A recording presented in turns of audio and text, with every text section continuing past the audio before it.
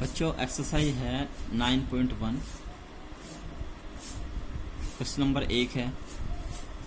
चित्र इसका दिया हुआ है यहाँ पे।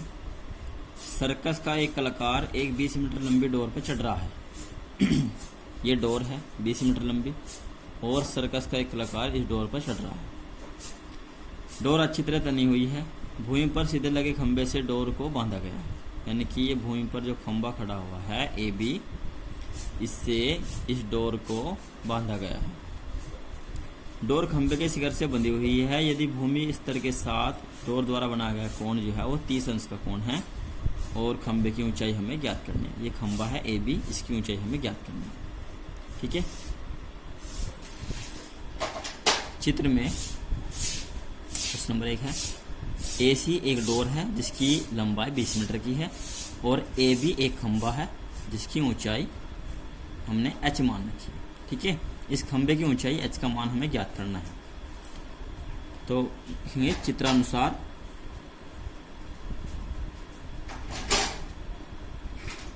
त्रिभुज ABC में या CBA में, त्रिभुज CBA में यहां से लेंगे साइन लेंगे। साइन क्यों लेंगे? क्योंकि यहाँ पे कर्णभुजा है और लंबभुजा। लंबभुजा हमें ज्ञात करनी है तो हम लेंगे साइन 30 अंश। साइन होता है लंब बटे कर्ण यानी कि AB बटे AC। साइन 30 की वैल्यू 1/2 बराबर AB है, इसमें जो हमें ज्ञात करनी है h है और AC यहाँ 20 है। क्रॉस मल्टीप्लाई करेंगे तो क्रॉस मल्टीप्लाई करके हो जाएगा 2h बराबर 20 और h बराबर 2 से कर दें इधर भाग 20/2 यानी कि 10 मीटर। खंबे की जो ऊंचाई है वो 10 मीटर। Next question number 2। चित्र बनाने बैठे हमने पिछली वीडियो में 2-3 दफ़ा आपको समझा दिए हैं, इसलिए आज बहुत ही बाद में हमने एक्सरसाइज स्टार्ट की है और इस एक्सरसाइज के कुछ क्वेश्चन हमने आपको करा भी दिए, 7-8 क्वेश्चन। ठीक है। वे क्वेश्चन हम छुड़वा देंगे, बाकी कराएंगे। क्वेश्चन नंबर 2 है। एक मीनार के पाद से, यानी कि पाद बोलते हैं आधार को। ठीक है। तो एक मीनार के आधार से एक भवन के शिखर का उन्नयन कोण 30 अंश है। देखो इसमें एक मीनार की बात हुई है और एक है भवन की बात। तो पहले हम एक भूमि पर मीनार और भवन को बनाएंगे। मीनार बड़ी होती है और भवन छोटा, क्योंकि इसमें उन्नयन कोण की बात है। तो चित्र बनाएंगे। ये एक भूमि है, ये भवन है और ये मीनार है। ये मान मीनार के मान लिया हमने BC कोई मीनार है और AD एक भवन है। ये भवन है और ये मीनार। अब क्वेश्चन में कहा है मीनार के पाद से, यानी कि आधार से एक भवन के शिखर का उन्नयन कोण। मीनार के पाद से यानी कि आधार से भवन के शिखर का, भवन का शिखर ऊपर है, का उन्नयन कोण यानी कि नीचे से ऊपर को, ये उन्नयन कोण ये 30 अंश का है। तो दूसरी बात इसमें कही है तथा भवन के पाद से, यानी कि अब यहां से इधर से भवन के पाद से यानी कि D बिंदु से मीनार के शिखर का उन्नयन कोण 60 अंश है। मीनार का शिखर है पॉइंट C पर, तो भवन के पाद से मीनार के शिखर का उन्नयन कोण 60 अंश का है। ये कोण है 60 अंश और हमें मीनार की ऊंचाई दी हुई है 50 मीटर। ठीक है। यदि मीनार की ऊंचाई 50 मीटर है तो भवन की ऊंचाई ज्ञात कीजिए। तो मीनार की ऊंचाई दी हुई है 50 मीटर और हमें भवन की ऊंचाई ज्ञात करनी है। भवन की ऊंचाई हमने मान ली h मीटर। इसमें भवन और मीनार के बीच की दूरी नहीं दी गई है, इसलिए हमने इसको मान लिया x। ठीक है। चित्र अनुसार से आप चित्र बना लोगे। त्रिभुज, सबसे पहले हम लेंगे त्रिभुज DBC। हम ये त्रिभुज क्यों लेंगे?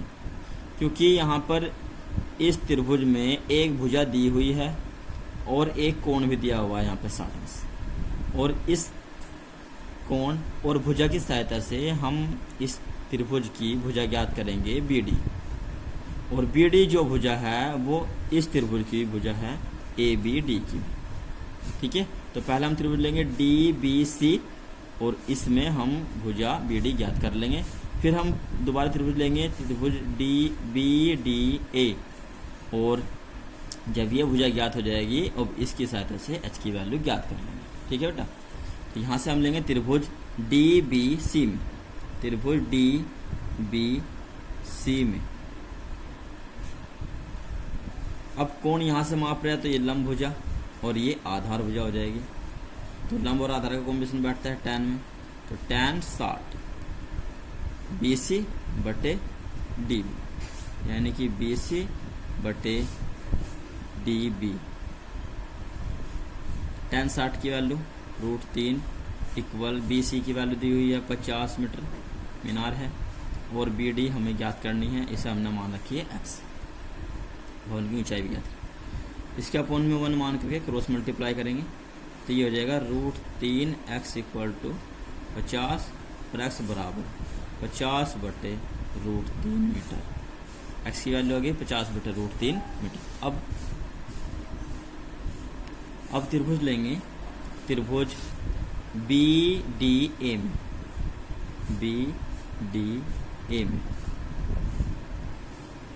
BDA में कोण है 30 अंश, इसके सामने भुजा मान जाएगी लंब भुजा और ये हो जाएगी आधार भुजा, और x की वैल्यू हमने अभी ज्ञात की है इसलिए हम लेंगे tan 30 अंश बराबर लंब बटे आधार, यानी कि AD और बटे BD। tan 30 की वैल्यू होती है 1/√3 इक्वल BD की वैल्यू h है और AD की वैल्यू h मान रखिए, भवन की ऊंचाई है, और BD है यहाँ पे x। क्रॉस मल्टीप्लाई करेंगे x इक्वल टू √3h, और x की वैल्यू हमने ऊपर फाइंड की है अभी 50 बटे √3, तो यहाँ पर रख देंगे 50 बटे √3 इक्वल टू √3 इंटू h, और √3 से कर देंगे इधर भाग, तो h की वैल्यू आ जाएगी 50 बटे √3 और गुना √3 एक हो जाएगा, √3 गुना √3 3 हो जाएगा, तो 50 बटे 3, और 50 को 3 से भाग करोगे तो 16.66 के करीब इसका आंसर आ जाएगा। ठीक है, इसका ये हो जाएगा आंसर। नेक्स्ट क्वेश्चन है क्वेश्चन नंबर 3, ये क्वेश्चन हम पहले ही करा चुके हैं आपको। क्वेश्चन नंबर 4, भूमि से 60 मीटर की ऊंचाई पर एक पतंग उड़ रही है। पतंग में लगी डोर को अस्थायी रूप से भूमि के एक बिंदु से बांध दिया गया है, यानी कि एक पतंग उड़ रही है जो भूमि से 60 मीटर ऊंचे है, और उसके एक डोर को भूमि से बांध दिया, भूमि के एक बिंदु से बांध दिया। ठीक है, भूमि के साथ डोर का जो झुकाव है, यानी कि डोर है वो भूमि के साथ 60 अंश का कोण बनाती है। यह मानकर कि डोरी में ढील नहीं है, डोरी की लंबाई हमें ज्ञात करनी है। ठीक है, बहुत छोटा सा क्वेश्चन है, चाहे तो आप इसे क्वेश्चन सोल्व कर सकते हो। क्वेश्चन नंबर 4 है, देखो एक पतंग है जो उड़ रही है,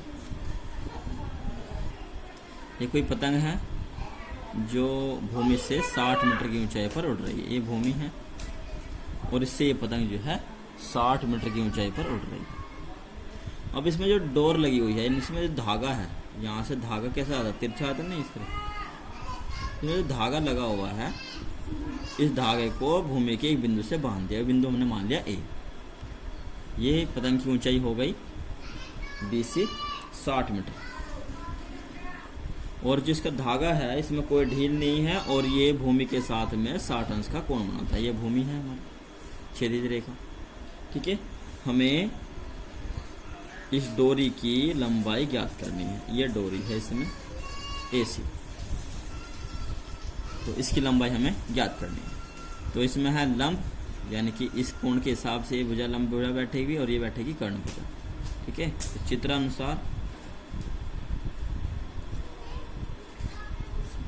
ये क्या है, पतंग है। ठीक है, चित्र अनुसार त्रिभुज ABC में, त्रिभुज ABC में हम लेंगे इसमें साइन।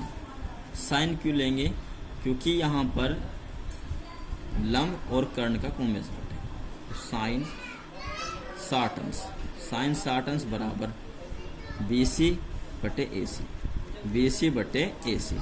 साइन 60 की वैल्यू होती है √3/2 बराबर BC है इसमें 60 और AC पतंग की लंबाई, हम मान सकते हैं इसको x मान लिया हमने, ठीक है। क्रॉस मल्टीप्लाई करेंगे, √3x इक्वल टू 60 दूनी 120 और इसको सोल्व करेंगे तो x बराबर जाएगा 120 और बटे √3। अब √3 से क्या कर देंगे, ऊपर नीचे मल्टीप्लाई कर देंगे तो x बराबर जाएगा, यहाँ से सोल्व करेंगे, यह जाएगा 120 √3 और बटे √3 और √3, 3 3 9 और 9 का वर्गमूल हो जाएगा 3। 3 से इसको डिवाइड करेंगे, 40 बार डिवाइड होगा, 40 √3, x बराबर हो जाएगा 40 √3। या फिर चाहे तो आप √3 का मान सकते हैं 1.732, तो इसकी मल्टीप्लाई कर लेना, मल्टीप्लाई करके इसका आंसर आ जाएगा, ठीक है। यहाँ भी छोड़ सकते हैं उसको। क्वेश्चन 5 है, आंधी आने से एक पेड़ टूट गया और टूटा हुआ भाग इस तरह मुड़ जाता है कि पेड़ के शिखर को जमीन से छूने लगता है, यानी कि पेड़ का शिखर है वो जमीन को छूने लगता है, तथा टूटा हुआ भाग जमीन के साथ में 30 से कोण बनाता है। पेड़ के पाद बिंदु की दूरी जहां पेड़ का शिखर जमीन को छूता है 8 मीटर, पेड़ की ऊंचाई ज्ञात कीजिए। इस तरह क्वेश्चन हमने पिछली वीडियो में करा हुआ है, वहाँ यहाँ पे 6 मीटर दिया हुआ था और यहाँ दिया था 45, ठीक है। सेम क्वेश्चन है, उसकी तरह से ही अपने आप करना है। क्वेश्चन नंबर 6 है, यदि समतल जमीन पर खड़ी एक मीनार की छाया 40 मीटर ज़्यादा लंबी हो जाती है, कब? जबकि सूर्य का उन्तांश यानी कि उन्नयन कोण 60 अंश से बदलकर 30 अंश हो जाता है, तो मीनार की ऊंचाई ज्ञात कीजिए। देखो इसने कहा है क्वेश्चन नंबर 6 में कि एक मीनार है, ये मान लिया हमने ये कोई मीनार है जिसकी जो छाया है वो 40 मीटर अधिक लंबी हो जाती है, कब? जब इसका उन्तांश कोण 60 अंश से 30 अंश में बदल जाता है। तो जब ये मीनार है तो सूर्य निकलेगा तो इसकी जो रोशनी होगी वो इस तरह से यहाँ पर टकराएगी, यानी कि इसकी किरणें, तो इसकी छाया बनेगी, वो कहाँ बनेगी? धरती बनेगी ना। तो इसकी छाया BC मीनार हो गई, ये सूर्य हो गए यहाँ पे, और इसकी छाया जो है वो धरती पे यहाँ बनी हुई है, और फिलहाल इसकी जो छाया है वो 60 अंश का कोण बनाती है। अब छाया 60 अंश से जब इसका उन्नयन कोण 30 अंश में बदल जाता है, यानी कि जब 30 अंश में बदलेगा तो मीनार की जो छाया है वो बढ़ेगी, और कितनी बढ़ेगी? वो बढ़ेगी 40 मीटर। इसने कहा है कि इसकी जो छाया है वो 40 मीटर अधिक लंबी हो जाती है जब सूर्य का उन्तांश कोण 60 अंश में से बदलकर 30 अंश हो जाता है। 30 अंश का मतलब हुआ कि वो दूरी, छाया की जो लंबाई है वो बढ़ गई। अब सूर्य यहाँ पे था, अब सूर्य लगभग यहाँ पर आ जाएगा, ठीक है, नीचे थोड़ा, तो इसकी छाया दूर पड़ेगी, यानी कि जब सूर्य का उन्नयन कोण जितना भी कम होगा छाया उतनी ही ज़्यादा बनेगी, लंबी। ये पॉइंट मान लिया A, ये पॉइंट मान लिया D पॉइंट, ठीक है, और छाया की जो लंबाई बढ़ी है वो 40 मीटर बढ़ चुकी है यहाँ से यहाँ तक, ठीक है। ये हिस्सा मीनार की ऊंचाई नहीं दी गई है, इसे याद करनी है। ये ऊंचाई मान लिया हमने H, और ये हिस्से को मान लिया हमने इसके X, ठीक है, BD मान लिया X।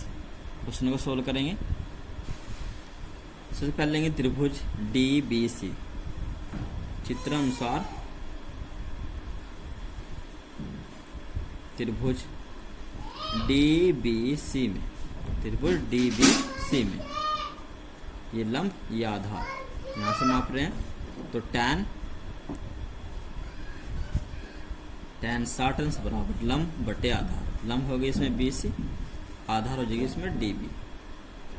tan 60 की वैल्यू √3 बराबर BC है, इसमें H मान रखी है मीनार की ऊंचाई, और बी डी ये हमने मान रखी है एक्स, इसके अपन 1 मान के क्रॉस मल्टीप्लाई करेंगे तो ये जाएगा √3x इक्वल टू एच, समीकरण 1।